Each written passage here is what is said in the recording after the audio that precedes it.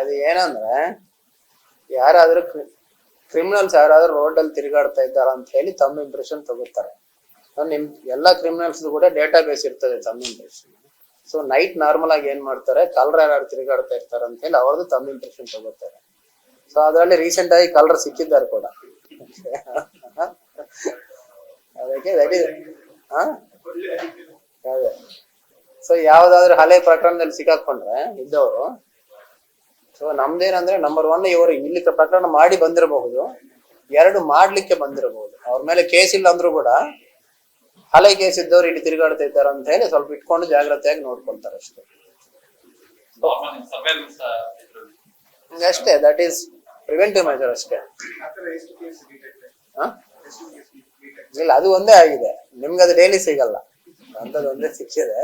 But ಅಂತ ಹಿಡ್ಕೊಂಡು case ಆಗಿದ್ಮೇಲೆ detect ಆಗಿದ್ದು ಬೇರೆ ಇದ್ದಾವೆ. ಕೇಸ್ ಆಗ್ಲಿಕ್ಕೆ ಮೊದಲು ಒಂದು ಕೇಸ್ ಸಿಕ್ಕಿದೆ, ಇನ್ನೊಂದು ಕೇಸು ಪಬ್ಲಿಕ್ ಯಾರೋ ಕಾಲ್ ಮಾಡಿದ್ದಾರೆ. ಸೊ ಪಬ್ಲಿಕ್ ಕಾಲ್ ಮಾಡಿದಾಗ ಹೋಗಿ ಹಿಡ್ಕೊಂಡು ಚೆಕ್ ಮಾಡಿದಾಗಲೂ ಅವ್ರು ಅದಕ್ಕೆ ಬಂದ್ರು. ಅದು ಸಿಕ್ಕಿದೆ. ಇಲ್ಲಿ ಆ ಪಬ್ಲಿಕ್ ಫೋನ್ ಮಾಡಿದಾಗ 4-5 ಜನ ಇದ್ರು. ಓಕೆ, ಲೇಡೀಸ್ ಇದ್ರು ಅದರಲ್ಲಿ. ಈ ಫಿಂಗರ್ ಪ್ರಿಂಟ್ ಅಲ್ಲಿ 2 ಪರ್ಸನ್ಸ್ ಅನ್ಸುತ್ತೆ ಆಗಿದೆ. ಇದು ಆಗಿದೆ, ಬಹಳ ದಿವಸ ಆಗಿದೆ ಸಿಕ್ಕಿ.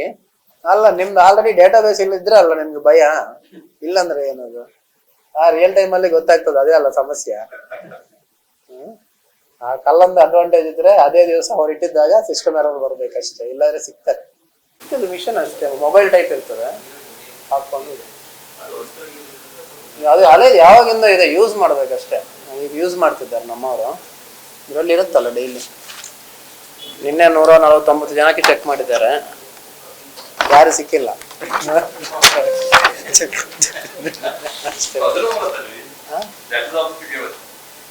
ಇಲ್ಲ, ಡೈಲಿ ಬೆಳಗ್ಗೆ ಒಂದು 5 ನಿಮಿಷ ನೋಡೋದು ಅಷ್ಟೇ, ಕೊಡ್ತಾರೆ.